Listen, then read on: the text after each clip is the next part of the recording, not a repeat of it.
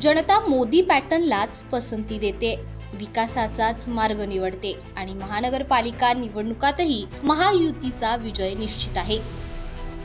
ढोल ताशांचा गजर, गुलालांची उधळण आणि कार्यकर्त्यांचा जल्लोष असा विजयाचा महापूर उसळला होता।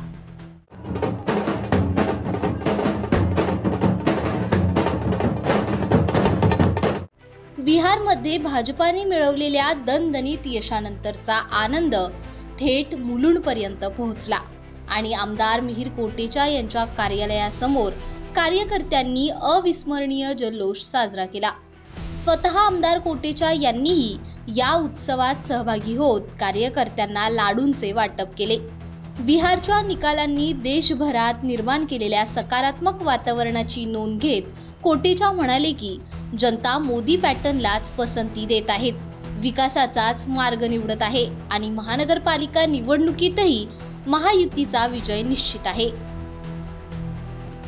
हे बघा, गेल्या वर्षी अशीच सुनामी आपण महाराष्ट्रात पाहिली आणि पुन्हा एकदा एका वर्षाचा अंतर काढताच आपण बिहारमध्ये पण पंतप्रधान नरेंद्र मोदीजींच्या नेतृत्वात एनडीएची सुनामी पाहिलेली आहे। लोकसभेमध्ये राहुल गांधींनी एक फेक नरेटिव्ह चालवला होता की संविधान खतरे में है। आता बिहारच्या जनतेने पण दाखवून दिलेलं आहे की फेक नरेटिव्ह, वोट चोरी हे सर्व चालणार नाही।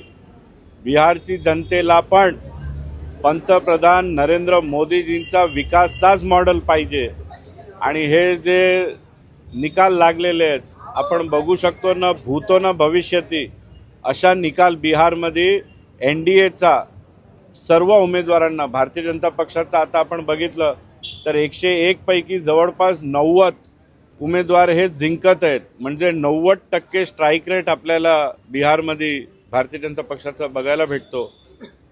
एकच याचा अर्थ येतो की पूर्ण देशाने हे वारंवार दाखवून दिलेलं आहे की त्यांना मोदीजींचा विकासाचाच मॉडेल पाहिजे आणि मला ठाम विश्वास आहे की यापुढेही जेवढा निवडणुका होणार सर्व राज्यामध्ये आपल्याला अशीच सुनामी पंतप्रधान नरेंद्र मोदीजींच्या नेतृत्वात बघायला भेटणार।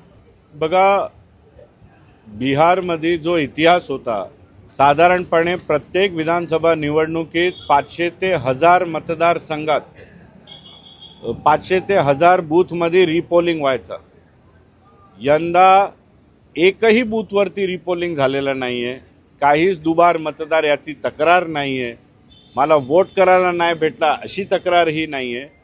म्हणजे देशाने पाहून घेतलेलं आहे की राहुल गांधी आणि त्याच्याबरोबर महाराष्ट्रात आदित्य ठाकरे पण जे वोट चोरी, दुबार मतदार करतायत याला आउटराईट रिजेक्ट हे जनतेने केलेलं आहे आणि अशी सुनामी आपल्याला मुंबई महानगरपालिकामध्ये पण बघायला भेटणार।